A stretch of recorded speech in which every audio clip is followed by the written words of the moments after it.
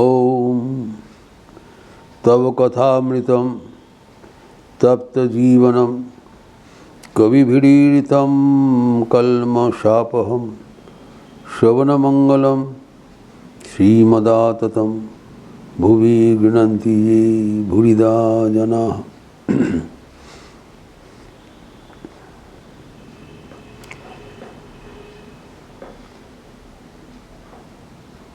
भगवान श्री रामकृष्ण के साथ श्रीमान तथा महेंद्रनाथ गुप्त की बातचीत हो रहा था। ठाकुर ने बताया 24 अवतार के बारे में जानना चाहिए। महेंद्रनाथ डॉक्टर को बोलना 24 अवतार में हम प्रथम श्री सनकादि का चर्चा शुरुआत किया था।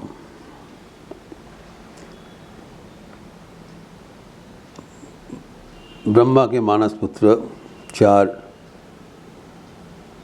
आजन्म ऋषि बालक अकुमार, पवित्रता एवं तपस्या के प्रतीक 5 वर्षीय बालक ज्योति का पुंज थे एवं उनके प्रभाव से चारों ओर उद्भासित रहता था। लेकिन जब वैकुंठ धाम में भगवान विष्णु के सहचरगण उनको अमर्यादा किया तब उन्होंने साफ दिया कि तुम लोग असुर पदवाच्य है। तो उनका अनेक अन्य विनय करने के बाद बोला ठीक है, कम से कम 3 जन्म तुम्हें असुर का जीवन बिताना चाहिए। जय विजय, जो कि भगवान विष्णु के अत्यंत घनिष्ठ सहचर थे, द्वारपालक। तब विष्णु आके उनको बोला नहीं, हम हमने उचित किया, हम उसको उद्धार करेंगे। ये चर्चा हम किया। इसी के अनुसार उन्होंने हिरण्यकशिपु हिरण्याक्ष दोनों ने हुआ था, जो बड़ा अवतार एवं जो निशिंग अवतार में भगवान आविर्भूत होकर नाश किया। फिर रावण को कुंभकर्ण हुआ था, जो राम अवतार में विनष्ट हुआ था, एवं कंस एवं शिशुपाल हुआ था द्वापर युग में, क्योंकि कृष्ण ने उसको नाश किया। तो श्री सनकादि न केवल ऐसी दंड दिया था, उनकी जीवन ज्ञान का भंडार है। सारा ज्ञान राशि उनके भीतर भरा हुआ एवं ज्ञान वितरण करने के लिए तैयार है, चारों ओर विद्यमान है। तो इसी एक बार टहलते हुए उन्होंने आकाश में विचरण करते हैं, टहलते हुए भगवान का अंशावतार महाराज पृथु के पास आके उपस्थित हुआ। पृथु बहुत ज्ञानी थे।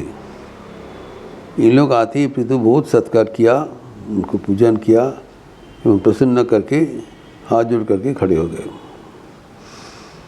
तो तब पृथु का पूजा में जब प्रसन्न हुए तब उन्होंने बताया कि कुछ प्रार्थना करो, पूछो। तो पृथु ने बताया, देखिए आप लोग, आपको दर्शन करना ही एक अतीव भाग्य की कारण है, क्योंकि जो आपको दर्शन करेंगे वो पवित्र हो जाएंगे। तो मेरा अहोभाग्य है जो आपको दर्शन मिला है। अब जब कृपा करके पधारे हैं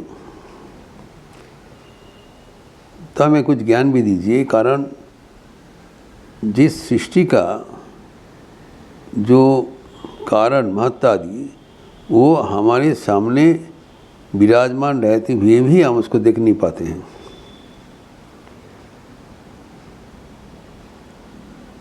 और आप सदा विचरणशील, आप चिरंजीवी हैं, सदा विचरणशील होते हुए भी आपको शायद ही कोई देख पाते हैं।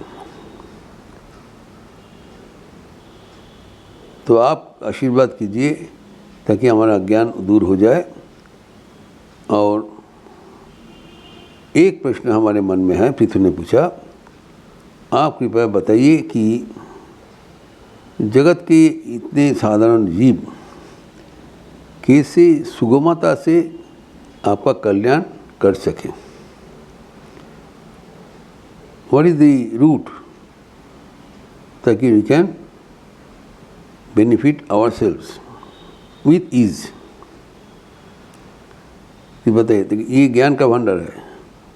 तो वो साथ साथ जो श्री सनकादि वहाँ पर बैठ गए और उनको सहज समाधान दिया।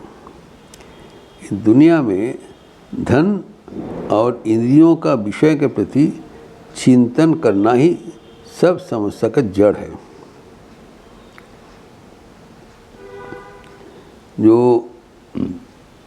धन और विषय का चिंतन, इंद्रियों का विषय का चिंतन हमारे जो चारी पुरुषार्थ का विपरीत है, तो इसको छोड़ देना चाहिए। ये बड़ा हानिकर है। विषय में आसक्ति ही हमें लक्ष्य के भ्रष्ट कर देते हैं। तो हमारे जो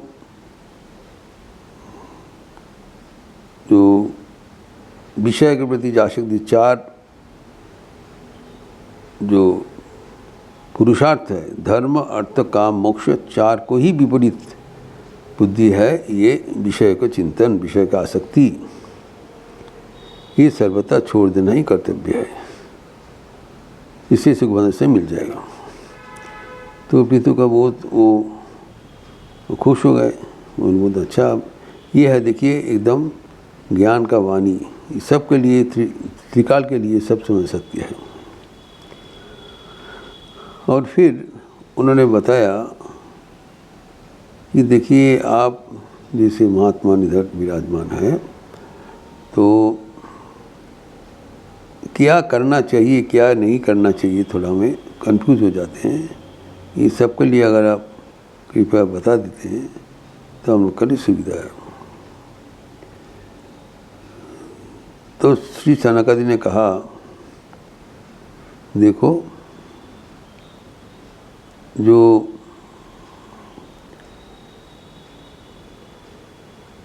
जीवन में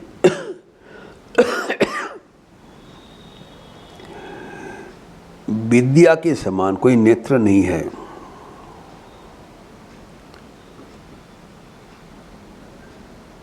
एवं सत्य के समान कोई तप नहीं है।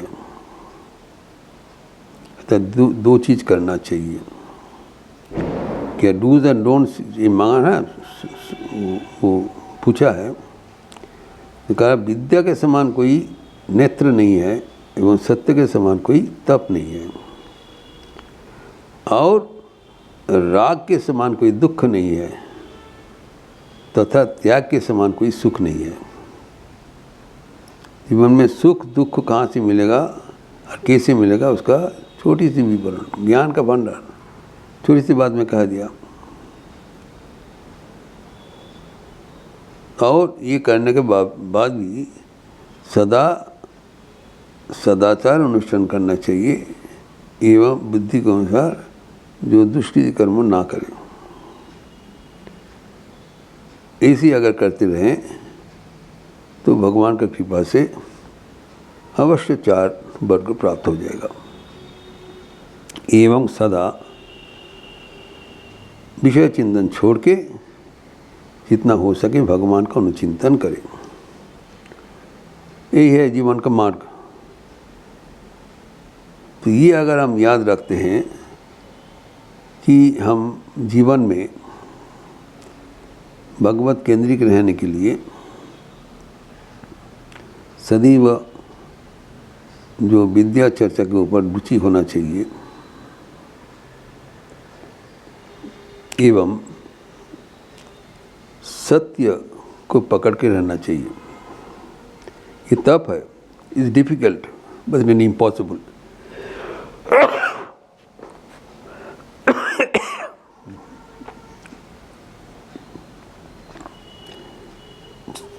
श्री रामकृष्ण कहते हैं जो सत्य को पकड़ के हुए हैं वो भगवान का गोद में बैठे हैं।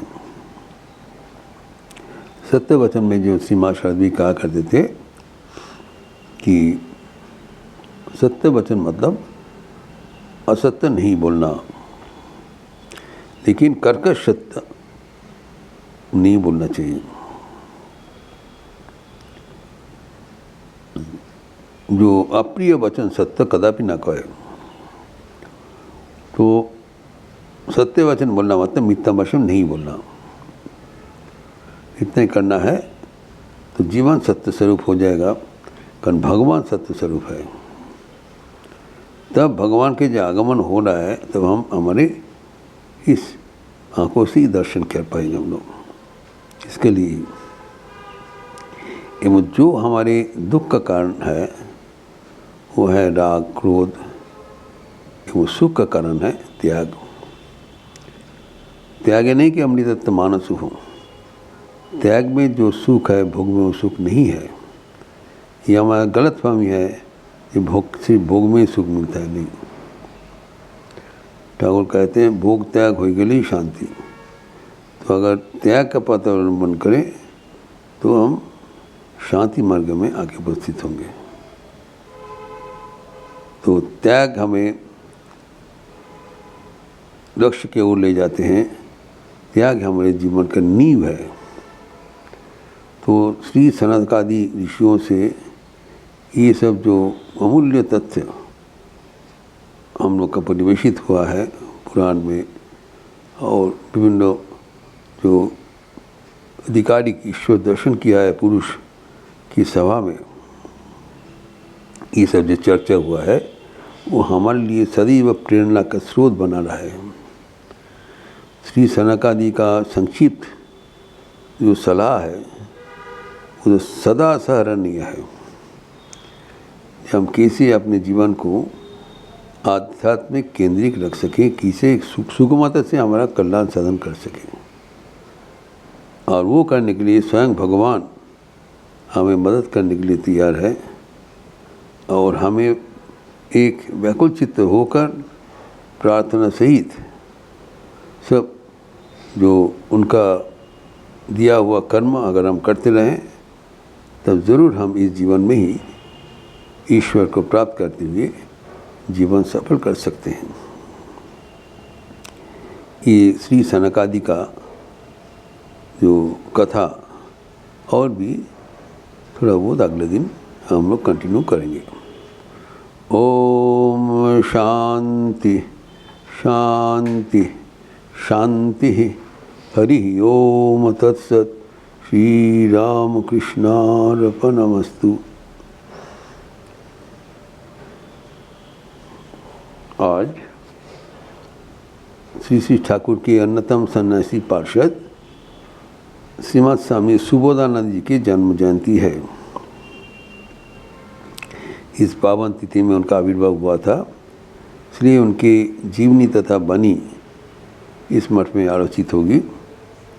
सुबह से ही विभिन्न कार्यक्रम निर्धारित है। जप यज्ञ तो है ये है, कारण आज रविवार है।